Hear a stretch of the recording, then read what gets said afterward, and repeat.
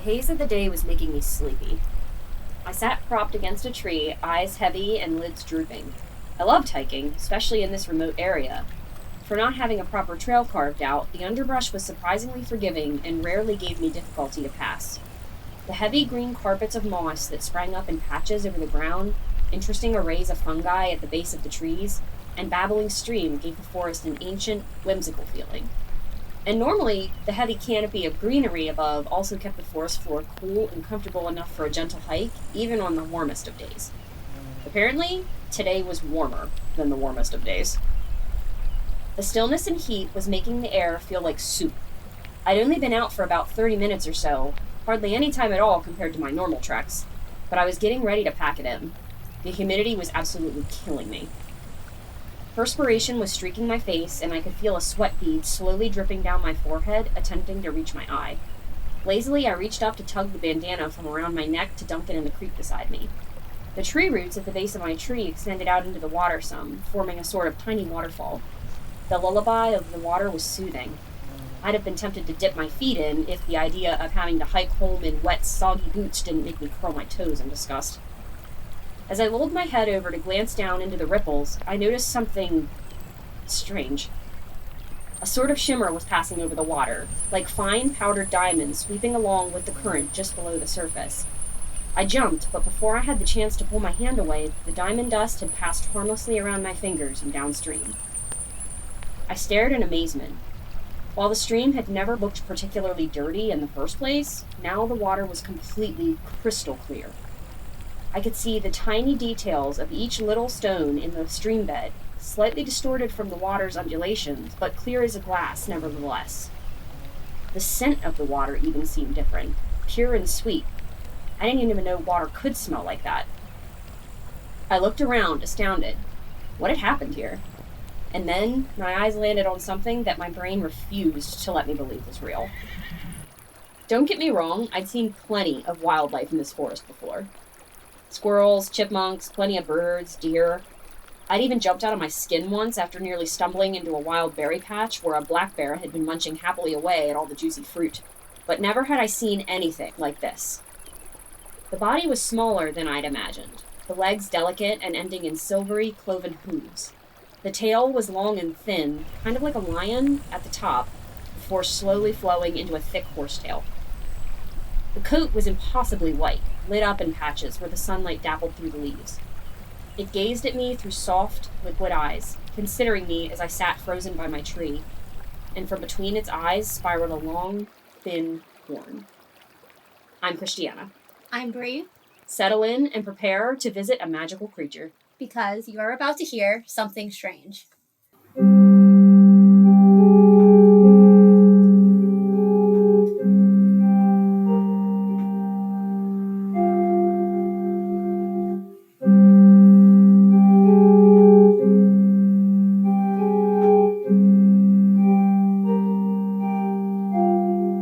Welcome to episode 15, Unicorns! It is literally a game of find the unicorns in this room. It truly is.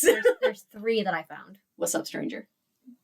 Do you count that drawing as like one unicorn or multiple? Because there's a bunch on there. There's like 4, 5, 6 then. We have the coolest pod lab. And we're both wearing... We should keep some of this in. We're both wearing like horsey shirts. We are. I did not do that on purpose. I didn't either. I got to my practice tonight and I was like, I am dressed appropriately. It's perfect. For afterward. What do you know about unicorns? Well, like all horse cryptids, I enjoy them. Truly.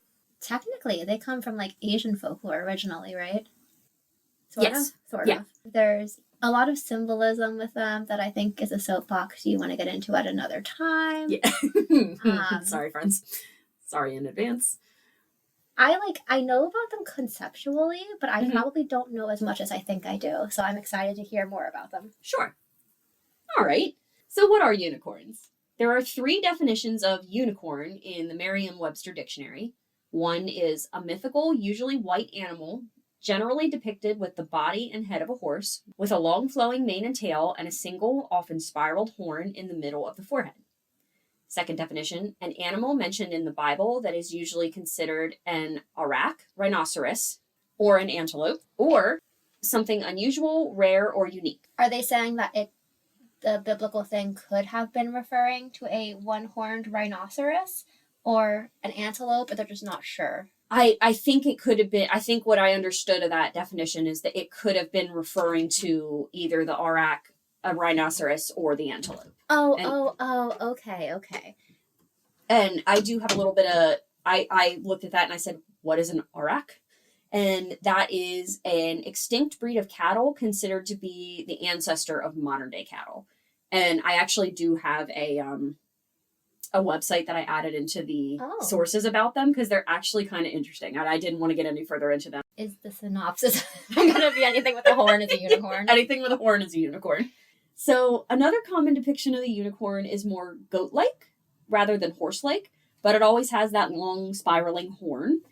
And unicorns are typically seen as being magical, with their horns having the power to heal and purify water. But they can't turn it to wine. No. Alas. Alas. So I have a couple fun facts I wanted to start about with unicorns. Some of these we'll dig into a little bit deeper throughout the episode, but I'll just put them at the top here.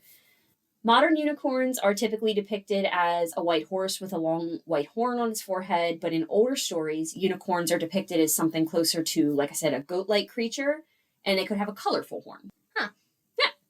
I need to look up a picture of this later so I can get a visual reference of it. Yes, yeah. A lot of, and this is a whole other episode, a lot of the art where unicorns is depicted, or of like the old masters and whatnot that I painted, they do look horse-like in the leg, but they do oftentimes look very goat-like in certain illustrations. It's really interesting. Are they kind of like, is chimera the word? Like animals that are combinations of other animals? Yes. Okay. And we'll talk about that a little more too. Sorry. No, it's okay. Don't let me go on an art history tirade because I won't stop.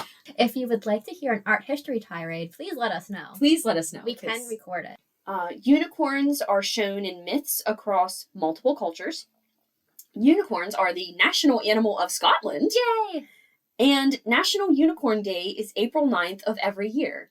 And I think we should make it a something strange tradition to celebrate Unicorn Day. Because it sounds fun. We can do that. We'll be speaking from the future. Like, hey guys, it's Unicorn Day. Yes. Don't ask why. You'll find out in a month. So I want to go into the different types of unicorns here. We did talk about earlier, there is Asian mythology surrounding unicorns. I kind of have split this into two separate things. And if you think about, like, really, that was two pretty separate parts of the world at that time. Mm-hmm. A lot of this research is going to delve around European unicorns. That's your typical white animal, sometimes depicted as like a horse or a goat, like what we think of when we think of unicorn. So European unicorns, like I said, are typically described as having a white coat. Sometimes they are depicted with a kind of orangey or brown coat. It's kind of Stella's color. Yeah. Like the strawberry roan. Yeah. Not only is she a Kelpie. She's a unicorn. She is a unicorn. She's a baby. Normally, the unicorns have the body of a horse with cloven hooves, sometimes depicted with a goat body and beard. They are sometimes depicted with the tail of a lion, goat, or boar. And I do see that in artwork, the tail particularly. Isn't that, talked about before, the movie The Last Unicorn? Is that how they're depicted in that, or is it a horse tail? I haven't watched that in a while. I know. I can't remember. We'll have to look it up. Yeah. It's on YouTube. We can watch it with ads. We can watch it with ads. Oh, fun. Yes. A little more about that movie later, but I love that movie. If we stay up late enough, we can watch the eclipse. They are normally shown with a long spiral white horn, as is seen today. But they were also described by ancient Greeks as having a blunt, short horn that was, again, multicolored, particularly red, black, and white, which is interesting. That was my high school colors. That's my dog's colors. He's a border collie, and I make everything of his red. He's red, black, and white. That was my high school colors. Well, they said it was red and white, red and white, but like black was thrown in there. For probably for balance. Yeah. Yeah. Cool. I'm going to give the spotlight to Asian unicorns now, because like I said, most of this research is going to surround European unicorns anyway. So I do want to give them their time in the spotlight. I do want to give a research note here. So the one website that I used, which was the American Museum of Natural History website, seemed, if I could understand what they were saying correctly, to specifically reference the Asian unicorn of Chinese background. In describing that, I'll be calling it by its name, which you're going to hear in a minute, and describing the Japanese unicorn, because they are two different things, I'll be using it by its name, but that research is from a separate website, yokai.com. So going into that, in Chinese culture, the unicorn is called the qilin. It is spelled Qilin. In Japan, there is the kirin. I want to say that's how it's pronounced. I couldn't find a pronunciation guide on it, but it's Kirin. We do our best. We do our best. The qilin lore existed before the lore of the European unicorn. It's mentioned in stories as early as 2700 BC or BCE. Qilins have a deer-shaped body with an ox-like tail. They're not deer. They're not deer. Tune in later this month. We are not doing an episode on not deer, but tune in because it comes up in a conversation. Yes. They have a multicolored, scaly coat that is blue, black, red, and yellow. They also have a quote, flesh-covered horn. I'm feel like this means like velvet. It's like an eldritch horror. I know. This is definitely a not deer. I love the depictions of it though. Like again, like artwork and whatnot.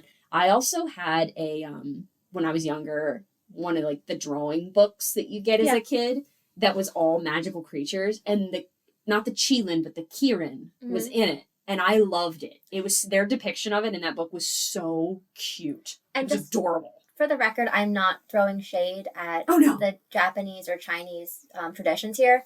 It's just what I'm envisioning in my head as you describe it looks like some kind of eldritch creature, which is probably not correct. Well, they do look very, I'm specifically picturing the Kirin in my head right now. On yokai.com, they have a picture of it, artwork, and it looks very dragon-like. Oh. So it's very different from our European unicorns. Definitely a not deer. It's definitely a not deer. So, as I said, they have this kind of flesh-covered horn, which I feel like that means, like, deer velvet. That would make sense. Yeah. Because it is kind of like a fleshy, deer velvet is kind of fleshy. And it's vascular. They are also said to sometimes have multiple horns, like 2 or 3 was the ones I looked up. Kirins come from qilin of Chinese folklore and eventually developed their own lore in Japan. They're considered the most sacred creature in Japan. Good for them. Yes. You go Kirin. Kirins? Kirins. You go Kirins. Agreed. Like a qilin, they have a deer-like body, ox-like tail, and scaly coat like a dragon. They also have very serene facial features and a mane. And the mane and the body are said to be covered in holy fire. Oh my goodness. Okay. They look like Ponyta. For all you Pokemon heads out there. I was like, okay, I'm not a Pokemon person, but my husband is. Yeah. And I did accompany him playing Pokemon Go when it came out. Yes. But he still plays on the computer. He used to play Magic the Gathering in person. He'd go to a competition near the Philly area and the Baltimore area. And I tried to get him to make a horse deck and he wouldn't do it. He's like, you can learn to play. And I'm like, you can just beg you to do it. You could just make a horse deck. I know I used to do that. Like I wasn't Pokemon player really either, really ever in my life, but I do know Ponyta and I do know Rapidash. I also like the Eevees, the foxes. They are. And Ninetale. Do you know what really makes people who play Magic and Pokemon upset? What? When you make up your own names for the card, for the things on the cards. This is this. No, it's not. I believe that. Oh dear. Sorry. No, it's okay. It was fun to go and watch and we support all hobbies here. Kirins are said to appear in places owned by wise, benevolent people during times when noble, enlightened rulers are in charge and in moments of world peace. Kirins are also said to sometimes breathe holy fire And Kirin also translates to giraffe in Japanese. And I think this is just me. Well, one of the websites said this. They kind of said it in the reverse of how I kind of consider it, in that, like, when Japanese people first saw a giraffe, it reminded them of a Kirin, because giraffes have their pattern could look like scales. Mm-hmm. They have the two little horns on their head, different other similarities. Personally, I think the giraffe came before the Kirin, and that's what, like, inspired that. And that's kind of because of how the European unicorn came to be known. And we'll get into that in a little minute. So you're saying that you're like a non-believer? I'm a non-believer, guys. No. Have you seen Charlie the Unicorn? God, yeah. Shun the non-believer! Shun the non-believer! I was thinking about that for the last 2 days, knowing that episode was coming up. It's like, we're going to Candy Mountain. That was such a weird... Yeah, they stole my friggin' kidney. The dawn of YouTube. That was a moment. It's a magical Leoflorodon. Oh, God. So there are a couple differences between the Qilin and the Kirin. The Qilin is said to avoid fighting at all costs. It's extremely, extremely gentle. And it cannot be captured. There are some similarities to the European unicorn. Qilin unicorns are powerful, wise, and benevolent, like the European unicorns are said to be. Kirins are symbols of justice, wisdom, purity, and goodness. Again, like the Europeans. Well, European unicorns. Kirin tend to be very gentle, but will attack if threatened. European unicorns are thought to fight battles with other fierce creatures. So there's also some differences here. Qilin will avoid fighting at all costs, unlike the European and Kirins. They also cannot be captured. We'll learn more about that later. And the appearances of the Qilin are said to be good omens. According to the American Museum of Natural History website, Confucius was the last person to see an Asian unicorn. Since it was on that specific website, I believe they're referencing the Qilin. I also believe Confucius was Chinese. Yes, yeah. Yes. He was a Chinese philosopher. Is it bad that my first thought was that tracks? You're not wrong. So wrote it off into the sunset? Yeah, truly. So I want to get into some history and mythology behind European unicorns now, and the rest of the episode is pretty much going to follow European unicorns and that kind of side of things. There are several ancient animal classifications that show unicorns as solitary creatures that will fight large animals like lions and elephants. Some of the earliest depictions of the unicorn go back to early Mesopotamia, where they were shown in artworks. I think this could have been the Arak as well that we were talking to. I'm just kind of like putting that puzzle piece together. Mm-hmm. I don't know. I didn't like specifically read that somewhere, but it checks. I have a biblical unicorn thing, but I'm going to save it to the end just in case you cover it. Okay, sure. Unicorns are also referred to in ancient Chinese and Indian, like actual from India, not Native American myths, as well as Greek myths. One Greek historian, Tetius. Sorry, Greek is interesting. I looked at that word and then my brain just went, no. I wrote a pronunciation guide for myself because I knew I wasn't going to remember that. That's smart. So one Greek historian, Tetius, wrote a description of a single-horned animal from India in the 4th century BC. Quote, "The Indian wild ass was the size of a horse with a white body, purple head, and blue eyes, and on its forehead was a cubit-long horn, colored red at the pointed tip, black in the middle, and white at the base." Do we think the red was blood? Maybe.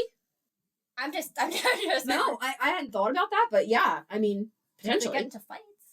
The length of measurement cubit is typically referred to as 18 inches. Like a foot and a half. Yeah, foot and a half. This measurement is based on the length of the arm and palm from like the elbow to the tip of the middle finger. I just thought that was interesting. I mean, that's not that different than how we measure horses, though. It's hands. Mm-hmm. The animal was agile and difficult to catch. He also noted that people who drank out of the animal's horn were safe from poison, stomach issues, and epilepsy. Like, they would... Sorry, the look on your face.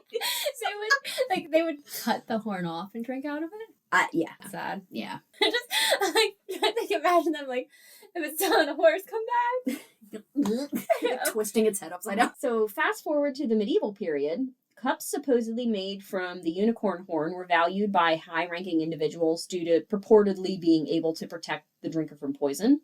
However, it's not likely these quote-unquote magic cups did much by means of protection, as they were typically made from the horn of a rhino or a narwhal. It's thought that the animal Tetius was writing about was actually the Indian rhinoceros. Makes sense.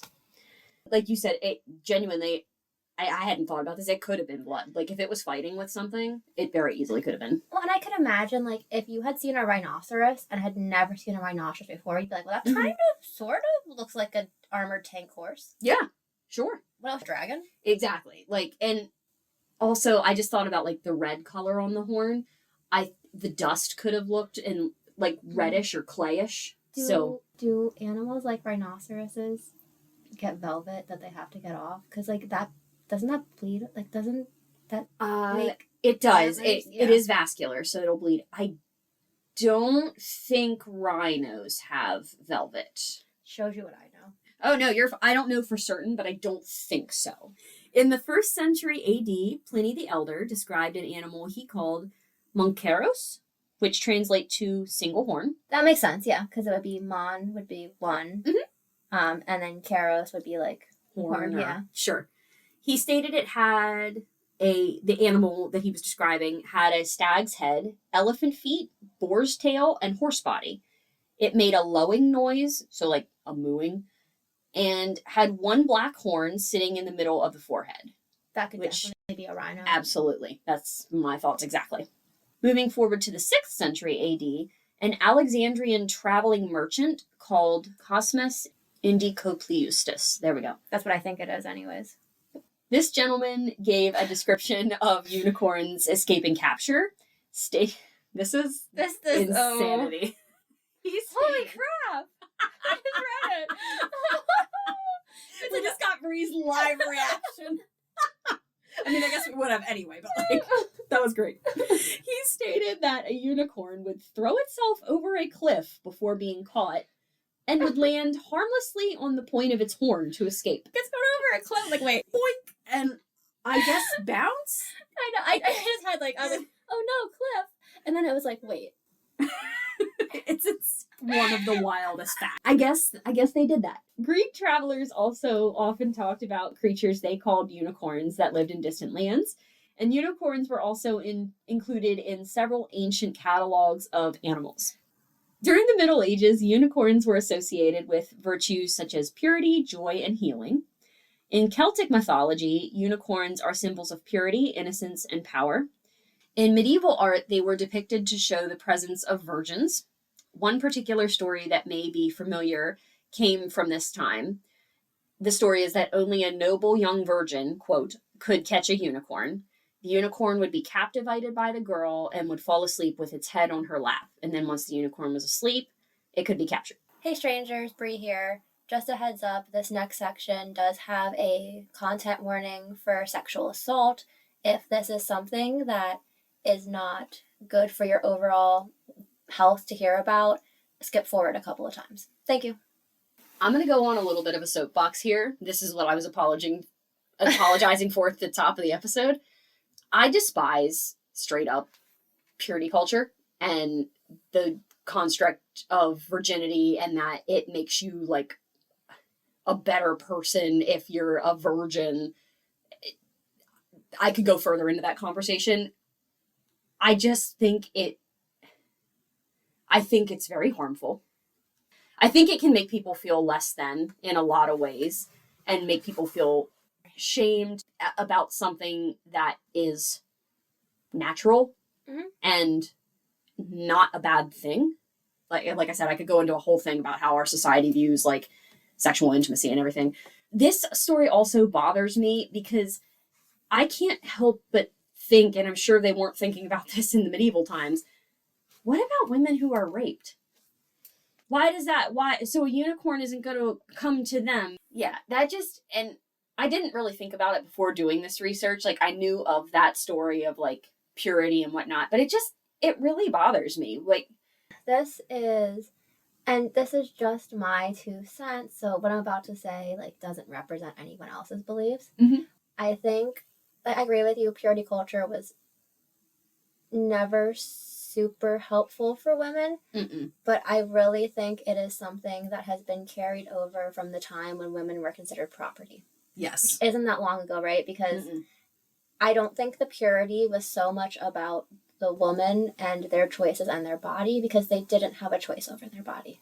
You're right. They were someone's property, so it was like, oh, someone else touched my stuff. Yeah. So gross. What unicorns have to do with that is beyond me. But yeah. But I do think that's, it's a control thing. And like you were saying with like sexual assault, there's so much of someone else is in control and controlling what someone else's physical body is doing. Yeah. And like it is, purity culture does take a lot of control away from the woman. Yep.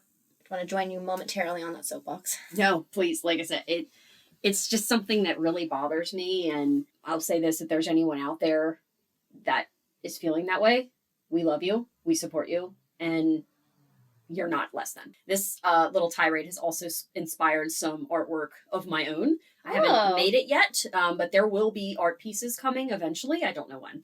So stay tuned. So I'm going to step down off my soapbox now and move on to supposed unicorn horn, which was also popular in medicine in the medieval times. Powdered unicorn horn, called alicorn, was said to cure illnesses and detect poison. More than likely, this was actually narwhal horn or rhinoceros horn. Danish and other sailors from the north brought narwhal tusks to Europe, and they were thought to be both valuable and magical. The narwhal tusks are thought to be where the descriptions of unicorn horns being this is where this description started to represent them as being consistently long, white, and spiraled. If that makes sense how I said that, because that's what a narwhal horn looks like. I think if you would look at any kid's book with unicorns in them nowadays, that's what it would look like. Supposedly as late as the 17th century in London, so this is the 1600s, that's really it's a long time ago. That is, yeah. Not that long ago. All things get in the space of, I think it's easier to think of ancient Greeks believing that. This is the 1600s. This is when my favorite composer was still alive. See you in the next episode. We're just giving you all these teasers, but it's not actually talking about what the episode's about. Tune on in. As late as the 17th century in London, there were advertisements found in newspapers describing elixirs of, quote, true unicorn horn, which could alleviate multiple diseases and health issues. Oh, my brain just goes magical elixir song from Sweeney Todd. I mean, and I just had this thought, they were prosecuting people for being witches in this time. So I guess it's not that far out of the range of possibility. Unicorn horn. Not that I'm spicy. That's probably one of the more tame. Yeah. Tame, spicy moments. Well, just in general. It's unicorn horn. Oh, look, Bobetta over there is a witch. Let's go. Hang her for no reason. Yeah. We'll do a witch trial episode at some point. I want to end this section on a quote by Marco Polo because I think it's really funny. So this quote was found on the American Museum of American History website, and it's believed to be from 1300 AD and thought to be describing a Sumatran rhino. Quote, there are wild elephants and plenty of unicorns, which are scarcely smaller than elephants. They have the hair of a buffalo and feet like an elephant's. They have a single large black horn in the middle of the forehead. They have a head like a wild boar's and always carry it stooped towards the ground. They spend their time by preference wallowing in mud and slime. They are very ugly brutes to look at. They are not at all such as... Sorry. Man, those are not attractive. They're not pretty horses. They are not at all such as we describe them when we relate that they let themselves be captured by virgins. Homeboy was seeing rhinoceroses. He was, definitely. It makes sense because they're big animals. Elephants are big. Rhinos aren't tiny. If you are seeing a rhinoceros and don't know it's a rhinoceros, you're going to be like, what is this? The only thing I can think of that has a horn like that is a unicorn. Right, exactly. And stuff traveled word of mouth in this time, right? Photographs didn't exist. Drawings could exist, but, as we've kind of discussed, what are those drawings of? They very much could be a rhino. You don't have anything to compare it to. Unicorns are to rhinos as mermaids are to manatees. That's a feral button. But it's like the sailors. Yeah. Yeah. Yeah, it's absolutely true. And it's just interesting. And like I said, I just loved that quote. I had to include it. It cracked me up. I love it. I love it. By the end of the 18th century, the magic, as it were, began to die out. More of the world was beginning to be explored, and therefore the myth of the unicorn did begin to die away. That makes me sad. I know. Kind of like does me too. So I want to move to discussing religious aspects about unicorns and how they are depicted in religion. To start with that, we're going to talk about bestiaries. Woo! A bestiary is a collection of stories based on descriptions of animals, plants, and stone. Per Britannica, quote, the stories presented Christian allegories for moral and religious instruction and admonition. It kind of reminds me of Aesop's Fables a little bit. I love when you find the illustrations. Yeah. They're so fun. Sorry. No, you're good. Medieval bestiary manuscripts all typically derived from an ancient Greek text, a bestiary called the Physiologus. The Physiologus itself was made up of, quote, stories based on the facts of natural science as accepted by someone called physiologus, which is Latin for naturalist. Ah, makes sense. Yes, about whom nothing further is known, and from the compiler's own religious ideas. So basically, stories that were written based on science and influenced by the compiler's beliefs. And I don't know that this physiologist was like the name of a person. I think it was just like a naturalist at that time. Okay, so it was like a title, not a name. That's how I understood it, yes. There is an early interpretation of a unicorn in the Physiologus. This description says the unicorn is a strong, fierce animal that can be caught only if a virgin maiden is placed before it. The unicorn leaps into the virgin's lap, and she suckles it and leads it to the king's palace. That makes me so uncomfortable. Okay, I have a couple of questions. Sure. How big is this unicorn? Here I go again. Art history nerd. There is a painting. Is it a tapestry too? Well, there is a tapestry. The one that I'm thinking of specifically now is a painting. Not the one in Harry Potter. No. No, okay. I think it's just called, I don't want to say it because I don't want it to be wrong. The painting depicts, we do have the internet. You know what? Can we pause this and I'll just look it up real quick? Did a quick break to double check one of my sources because this painting is shown in one of the sources that I used. It's linked in the show notes. The painting is called The Maiden and the Unicorn, and it's by Italian artist Domenichino. And it depicts I'm trying not to go too far into art history because I could sit here and dissect this painting for 20 minutes. Do you want me to describe it? Yes, it's probably a better idea, genuinely. I'm not an art historian. So I'm guessing this is oil. Probably. Okay. And there is a lady who does not look super happy.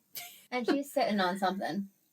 Maybe a stump, who knows? Yeah. And there is an also not super happy looking unicorn. Yeah. That is like the size of a small pony or a large dog, Great Dane or small pony. Yeah. Kind of sitting in her lap. Like his back hooves are on the ground, but his front hooves are on her leg. And he has a really long horn. And they're just chilling, both looking very unhappy. Yeah. I kind of like, I love and hate this painting. I feel like you see this in a lot of like the old masters paintings. People are just depicted as like, especially women, are just depicted as like gazing off into like the middle distance. Dissociating. And they're actively dissociating. Honestly, if they were actually modeling for these paintings, probably. The horses in these times are always drawn with like their mouths like gaping open, like they're like spit flying. It's Think crazy. of like a carousel horse. Yes, very much like a carousel horse. So despite the fact that they're just sitting here, that's what that horse's face looks like, or unicorn's face looks like. In this painting, it's almost depicted like, think of like a giant breed dog that thinks it's a lap dog sitting in your lap. Mm-hmm. So with a really pointy thing on its head. Yes. Based on this, writers in the medieval period compared the unicorn to Christ in that he, quote, raised up a horn of salvation for mankind. Also, according to Christian texts, he was born to the Virgin Mary, which is another connection to the unicorn story of baby Jesus sat in the Virgin Mary's lap when he was born. The unicorn, which represents purity, innocence, is sitting in a virgin's lap. Kind of connected there. Certain biblical passages refer to a horned animal known as the I believe this is pronounced reim.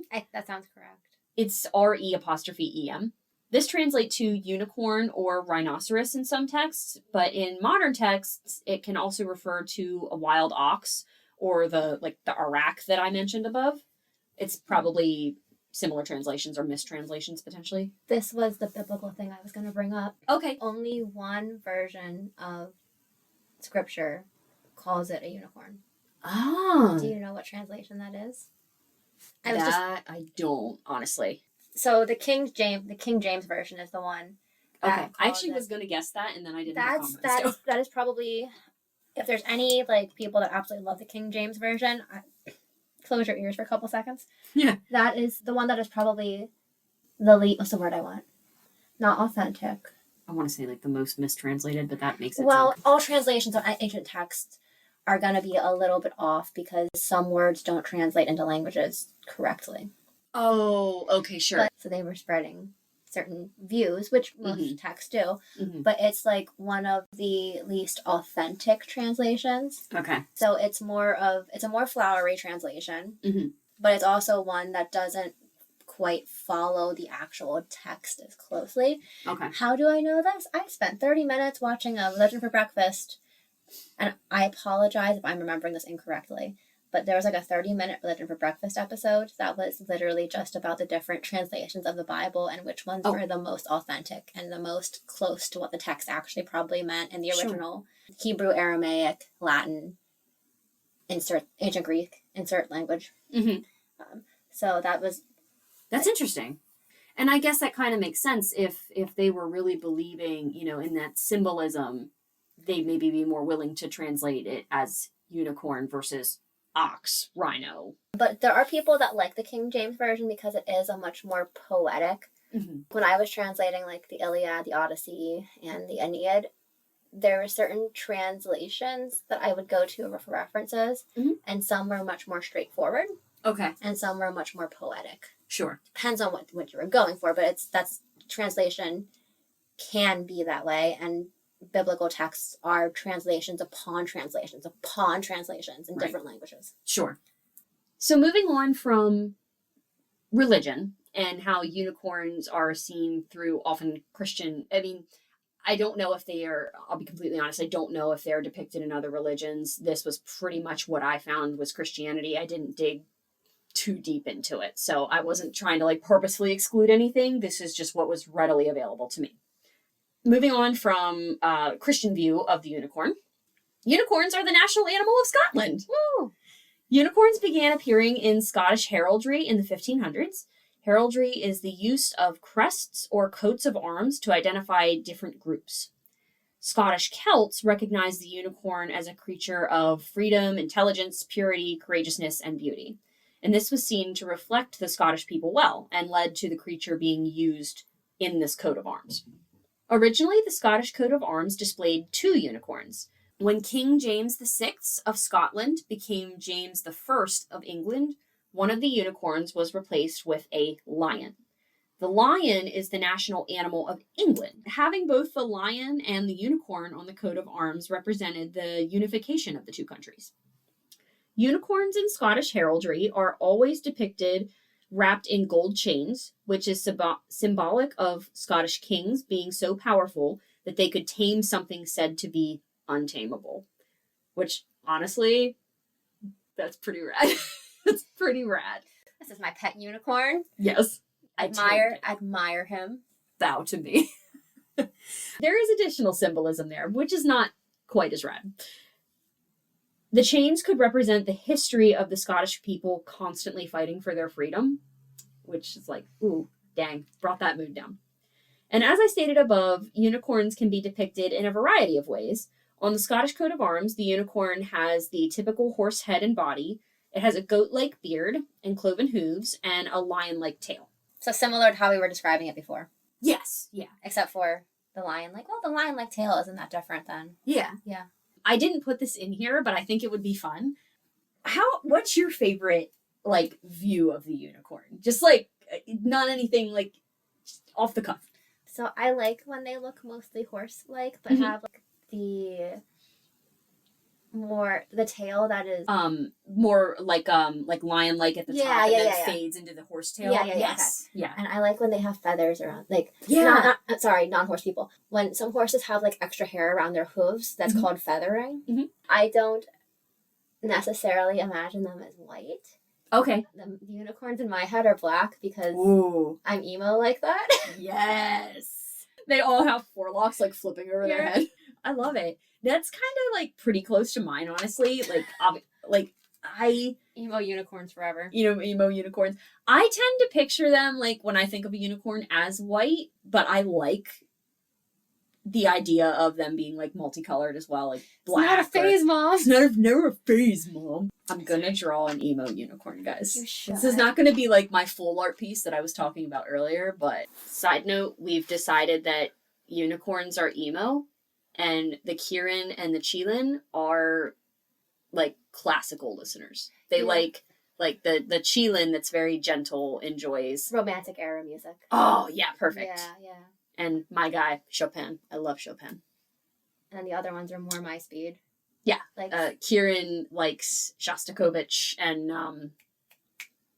Sanson. Sanson. That's what I was like, who does Danse Macabre? Yes. Some of the Carnival of the Animals stuff is crazy. It's like horror-esque. Yes.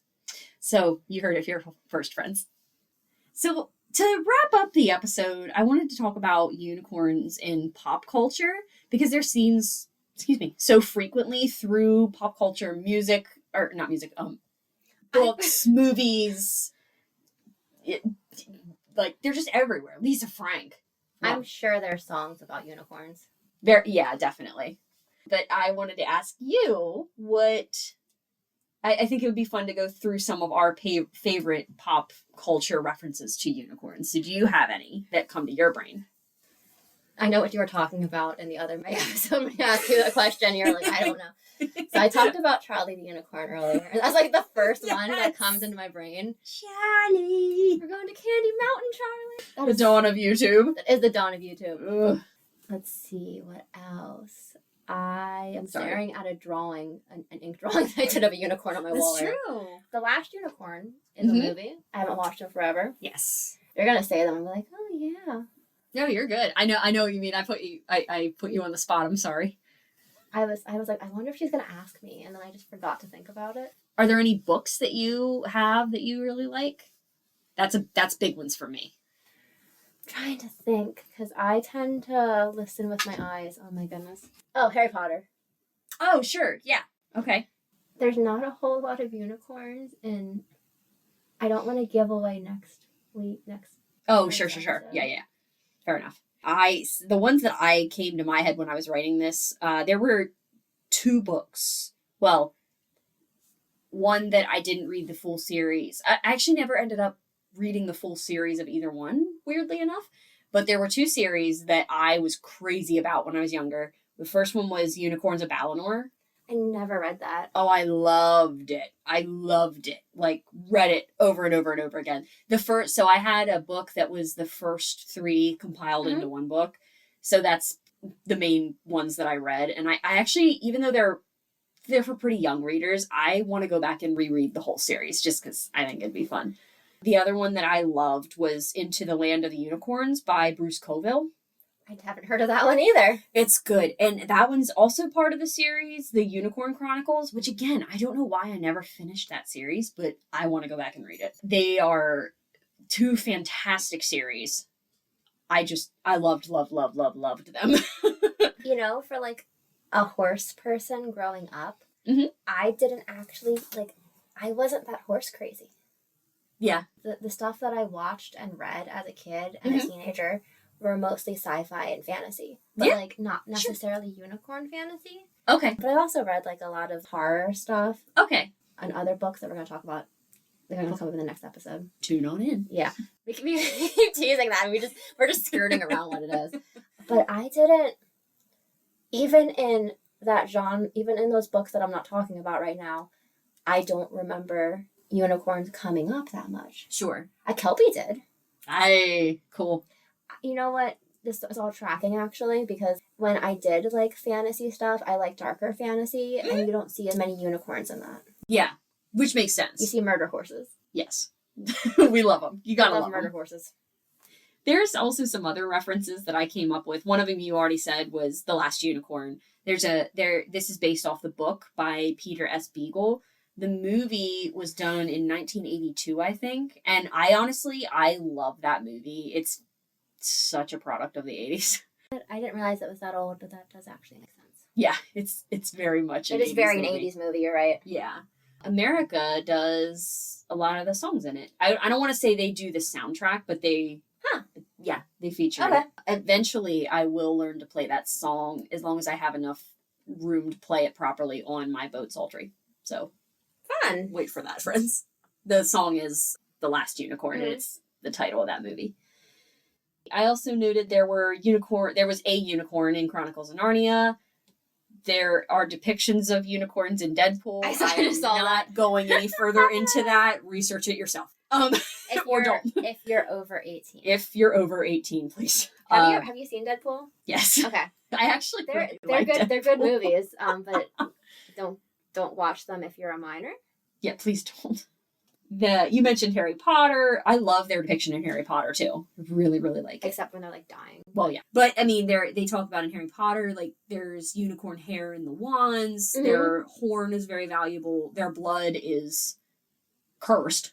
Yes. Essentially. Yep. Spoiler alert if you haven't read Harry Potter. If you somehow managed to not read or see one of the movies. Spoiler alert. There was also... I feel like I need to watch this movie again. It's a movie called Legend, and it's got Tom Cruise in it. But I think they're trying to, like, save a unicorn or, like, save the unicorns from, like, an evil ruler. Oh. I feel it. I remembered that, and I was like, that's like a fever dream that I somehow remembered. And there was also one when I dug into the very recesses of my mind called Nico the Unicorn. I knew this movie from when I was a kid, and it's, like, a child that rescues a pony from a petting zoo, and things occur. I don't want to spoil it if anyone wants to go watch it, but... That was also, like, it was so long ago that I have, like, little flashes of it that I remember and not much else. So yeah. I can't really, like, describe it beyond that. That's pretty much all I have, though. Okay. So I feel like that was kind of an anticlimactic ending, but... No questions. Yeah, that's true. Seriously, if you guys are interested in that literature, The Last Unicorn by Peter S. Beagler is a great book. I've read it. It's really, really good. Also, like I said, recommend Unicorns Balinor for young readers and Into Land of the Unicorns also. Like, love. So, closing thoughts? This was fun. Yay! It's like, I knew a surface level about unicorns, but that is not a mythological creature that I knew a whole lot about. Mm-hmm. So it was fun to learn. I learned a lot of things. Yay! We now know unicorns are emo. They are definitely emo. They have horns on their head, guys. That's metal. Imagine them in a mosh pit. Yeah. That's so dangerous. So dangerous. Oh my god. What drew you to this topic? Short answer, I love unicorns. I mean, I've always been a horse person, and I didn't really start getting into horror, things like that, or like the darker side of fantasy until I got older. So, like, Harry Potter pretty much raised me to be... Which is, I guess, actually, that's... it gets dark. After book, like, 2, it gets... Even parts of the first 2 books are dark, but, like... Dark, but it steadily... The series grew up with the children that first began reading it. Even if you look at, like, the lighting in the movies, they get continuously darker from, like, Prisoner of Azkaban on. Oh, yeah, absolutely. But like I said, I loved those books growing up, and... Yeah, I just wanted to delve more into them for the month of May. Yay! Yay! Was there a rabbit hole you wish you could have explored? Try that again. Was there a rabbit hole you wish you could have explored further in this topic? Yes. And listeners, let me know if you're interested. There are a series of tapestries called the Unicorn Tapestries that I was actually going to include them in this script. And then I found out I had a specific series in mind. There's 2. I was on the Metropolitan Museum of Art website, and this is where I decided to cut this out of the script because I can go into a whole deep dive. The French tapestries represent the senses. The other tapestries that I cannot remember where they're from. I remember they're thought to be woven in Belgium, in Brussels, where they depict a unicorn hunt. And they are beautiful works of art. Like, they are phenomenal. And I am a complete art history nerd. I can do a full deep dive into these. If you all are interested in learning about those, let me know. I'd be really, really happy to do another episode. Please comment. We'll tell you how to get in touch with us in a second. Yes. All right, what did you find the most strange about this topic? 2 things. How early explorers got their descriptions of unicorns, as well as unicorns throwing themselves off a cliff and landing on their horns and bouncing away. That's just wild, isn't it? It's insane. All right. So, like we said, there are a couple of ways to get a hold of us. We would love to hear from you. If you have a suggestion for a strange or mysterious topic, a comment about an episode, or just want to chat, please reach out. We are on Spotify, Apple Podcasts, Amazon Music, Audible, and YouTube. You can comment directly on episodes on Spotify and leave a review on either Spotify or Apple Podcasts. For Apple, your review is for the entire podcast. For Spotify, you can do individual episodes and leave a comment specific to that episode.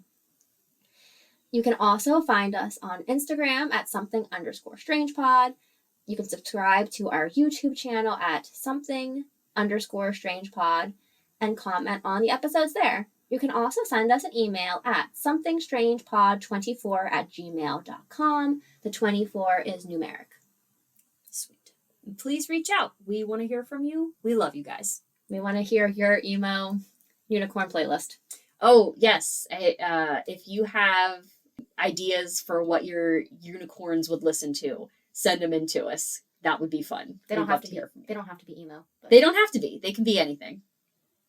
Well, strangers, it's time for us to part ways. Until we meet again, keep an eye out for unicorns. We'll be back again soon with another Something Strange.